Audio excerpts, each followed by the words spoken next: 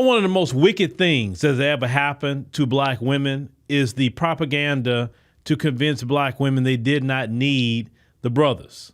That was one of the most horrible weaponized propagandas they ever had. And you look at some of the quality of life and different things that happens to a lot of sisters out here and what they deal with.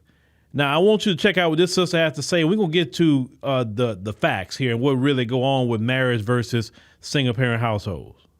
And to my sisters, their whole agenda was centered around making us believe that we were better off without our black men, that we do not need our black men. It's time for us to combat that and not let them win and love you a black man. Undo that trauma, unharden your heart, go to therapy and heal, and allow a black man to love you. Now, we want to break this down from what this sister said basically on evidence here. And we're gonna look at it at some points. So the first point we want to look at is financial outcomes. Now, in marriage, married households earn significantly more over a lifetime. That's largely due to dual incomes and shared expenses. That's black married households, have 2 to 3 times higher median net worth than black single mother head of household. Married women experience less income volatility, fewer financial emergencies, and greater access to credit. Now, single mothers are the most economically strained demographic in the United States. Do you hear me? Single mothers are the most strained economically demographic. That tells you right there. On top of that, over 60% of black mothers, single mothers, experience some level of financial insecurity. Childcare, housing, healthcare, and transportation costs fall entirely on one income. Now, marriage multiplies financial resilience. Single motherhood concentrates financial risk. So in the area of money, you're not going to do well on average. But yeah, you're pushing don't need a man. The propaganda is not to be with a brother and all of that, right? Okay, let's get to the next thing. Education outcomes, especially for the children. Children raised in married households are more likely to graduate high school, attend college, and avoid disciplinary issues. And we know the school to prison pipeline, okay? Now, parental time, structure, and academic reinforcement, are higher when 2 engaged adults. Now, you move to single motherhood, children of single mothers, statistically, we're not talking about the anomalies, okay? We're talking about statistically, the averages. They have higher dropout rates, lower standardized test performance, and less parental availability due to the single parent have to work. Because if they don't work, how are they going to pay the bills, right? So they really can't be there for the kids like that. So 2-parent households offer more educational stability and oversight regardless of level of income. Now, the third thing, the mental health aspect of the mom. Now, married women, report lower rates of chronic depression, better emotional regulation, greater perceived support during crisis.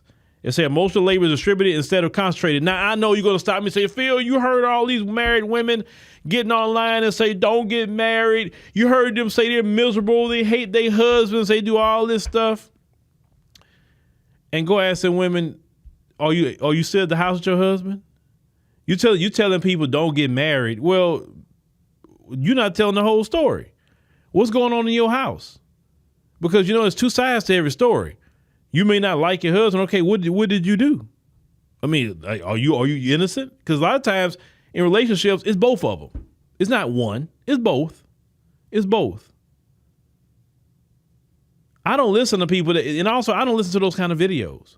I don't listen to men talking about how horrible marriage is. I don't listen to men talking about how horrible women is. I don't even want that in my ear. I want some positivity. I want to learn something. Maybe I can be better in my marriage. Maybe I can be a better father, better husband. But I just don't want to hear that mess. Because if I'm looking for negativity, I'm going to find it. Now, let's continue. Single mothers experience higher rates of anxiety, burnout, and depression. Why? Because they're doing it all by themselves. Less recovery time from stress because they can't take time off. chronic decision fatigue due to solo responsibility. And if the father is not involved in any way, shape, form, or fashion, that's even worse. So the bottom line is emotional support reduces psychological load, isolation amplifies it. Now, the fourth thing, quality of life. Married mothers report more leisure time over a lifetime, better physical health outcomes, greater life satisfaction after 40. And usually after 40, your kids have got good and grown and all of that. So you and your husband go do what you want to do now. It's like y'all back to where y'all was almost when y'all first met. They say daily life includes shared problem solving, not constant triage. Now, single motherhood, quality of life is often constrained by time scarcity. Why? Because you got to work. If you don't put in those hours, who going to pay the bills?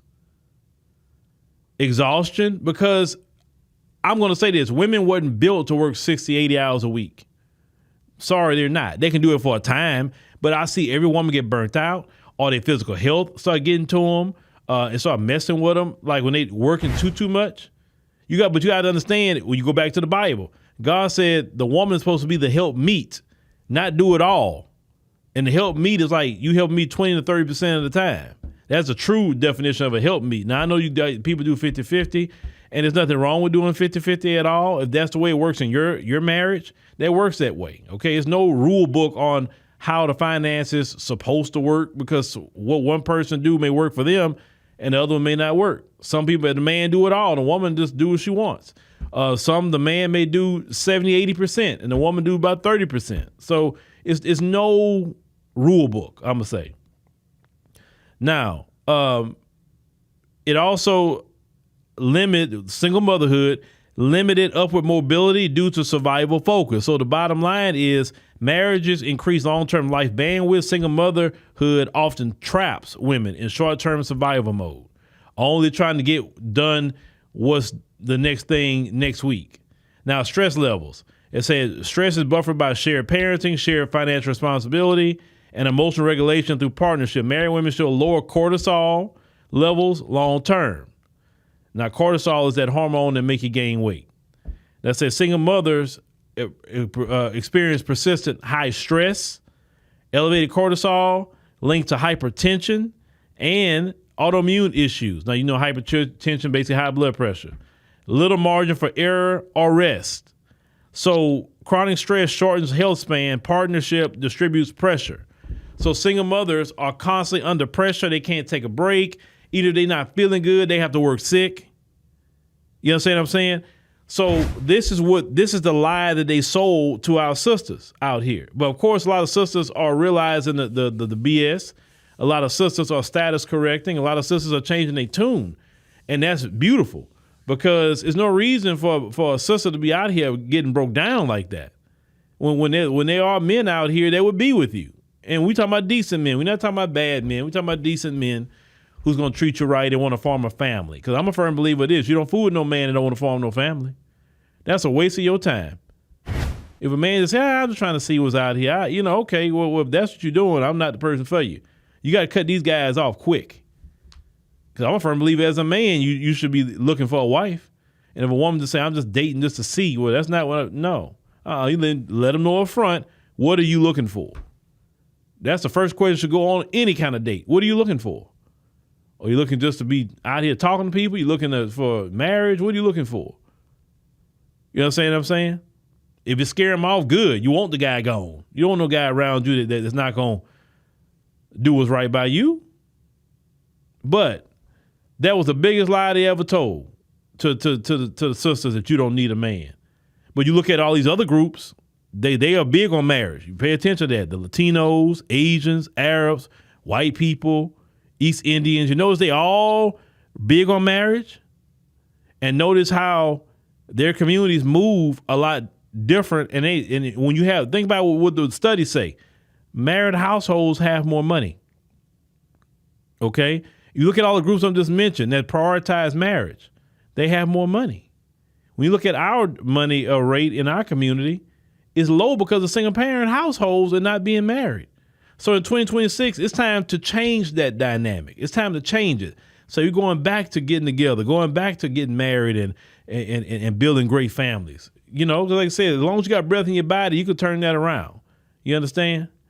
So Yeah, don't listen to these people try to all this negativity about men or marriage. All you gotta do is be chosen by one good man. Don't matter what that woman's experience is or this woman's experience is. All you gotta do is be chosen by one good man. That's it, and that's all the focus you should look at.